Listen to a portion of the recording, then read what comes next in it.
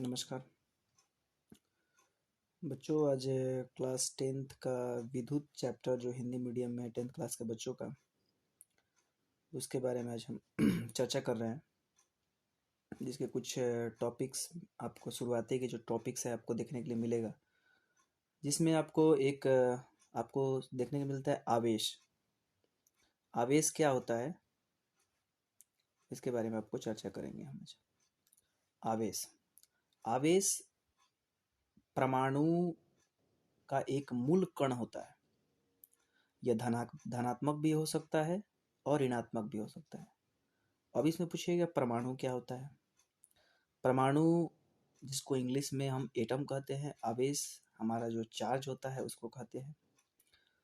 जो सबसे छोटा सा भाग है हमारे किसी भी पदार्थ का, मैटर जिसको पढ़े थे आप 9th क्लास में, उसका सबसे छोटा सा भाग जो परमाणु होता है, एटम जिसको कहते हैं, और उसके मूल कण यानी कि जो उसका मूल, जो परमाणु का आवेश जो है, परमाणु का एक मूल कण होता है।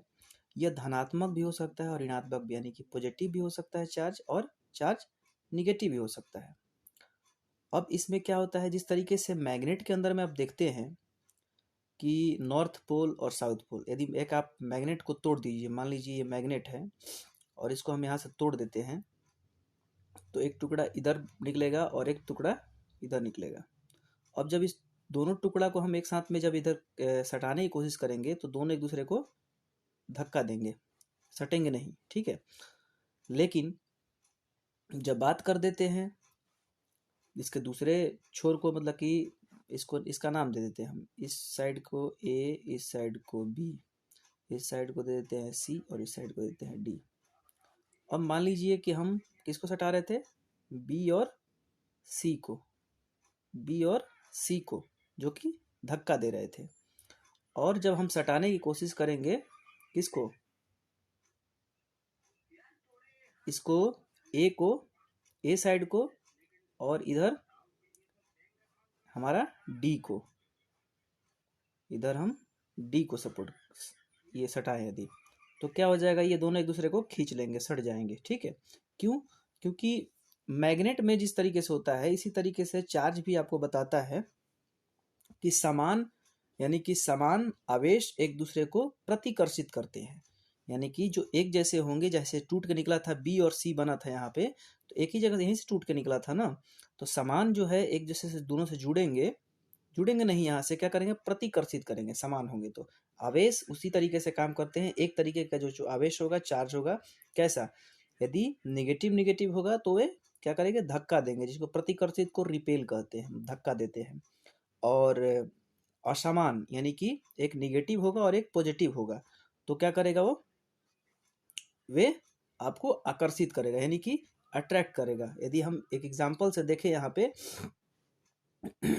तो मान लीजिए ये चार्ज है आपका, एक ये चार्ज है, ठीक है।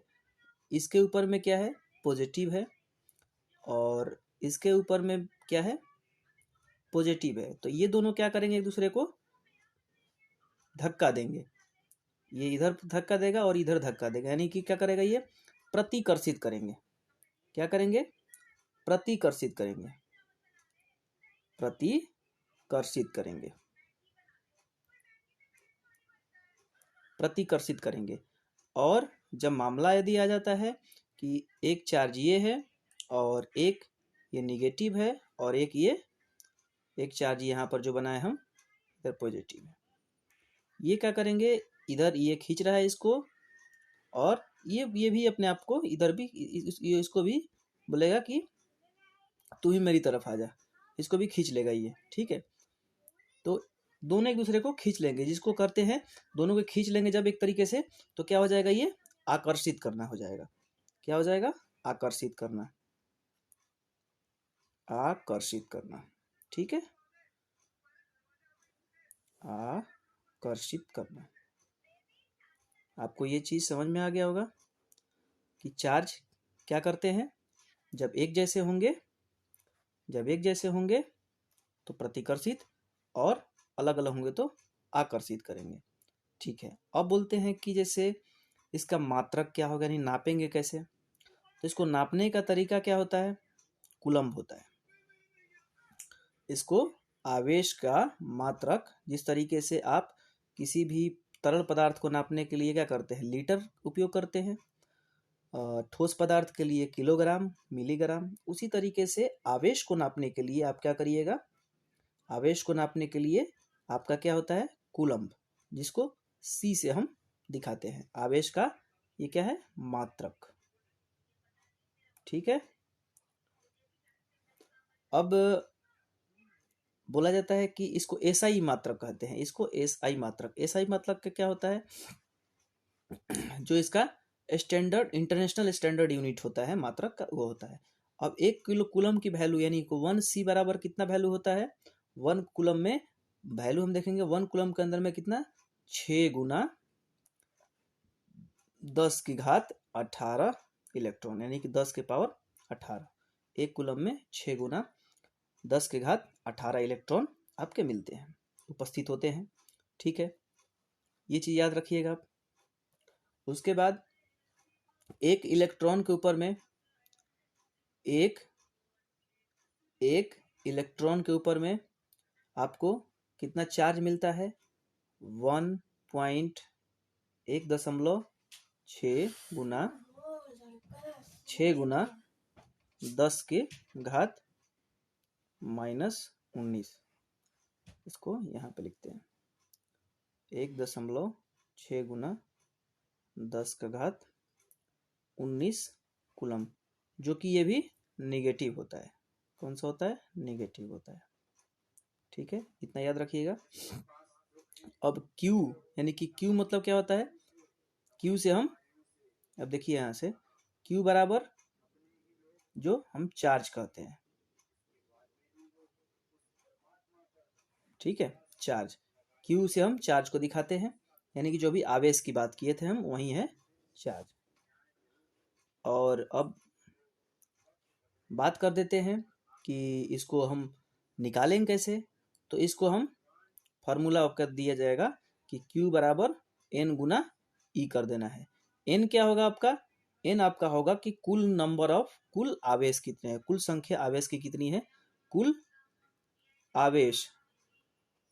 आवेश जो होता है, कुल आवेश कितना होगा? N बराबर। ठीक है, और E जो होता है हमारा क्या होता है? E की बराबर होता है एक इलेक्ट्रॉन पे आवेश कितना है। एक इलेक्ट्रॉन पे, यानी कि एक इलेक्ट्रॉन पे आवेश कितना, जो भी बात हो रहा था अभी बताए थे हम।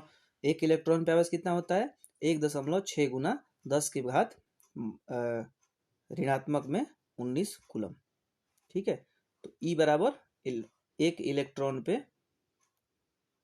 इलेक्ट्रॉन पर आपका आवेश कितना है। ठीक है, तो इसके तहत ये फॉर्मूला हमारा क्या बनकर निकल जाता है?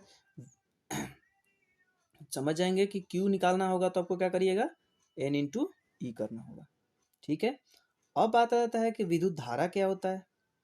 तो धारा प्रवाह होगा, तो विद्युत धारा प्रवाह जो होता है वो विद्युत धारा प्रवेश, विद्युत धारा यदि निकालना है तो आपको विद्युत धारा यानी कि किस स्पीड से बह रहा है, किस तेजी से कितना आगे निकल रहा है, तो विद्युत धारा निकालना हो आपको, तो आपको क्या करना होगा विद्युत धारा के लिए कि I बराबर Q बटे में T, यानी कि I से क्या होगा और Q से क्या होगा और T से क्या होगा, अभी हम चर्चा कर देते हैं।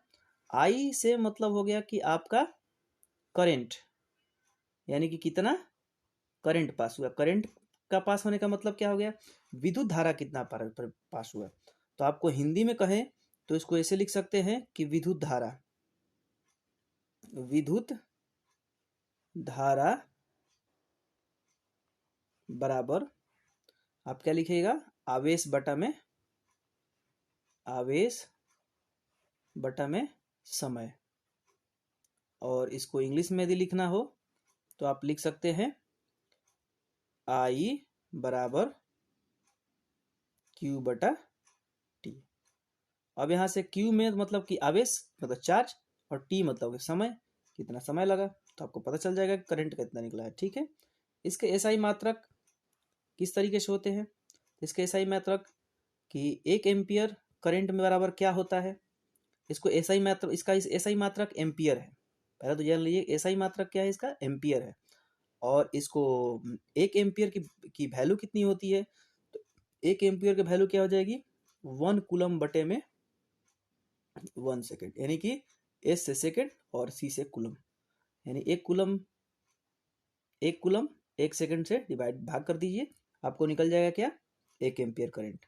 ठीक है, इस तरीके से आप चार्ज के धारा मतलब करंट को निकाल सकते हैं। और इससे आगे के टॉपिक हम आगे वीडियो में बताएंगे आपको। Thank you.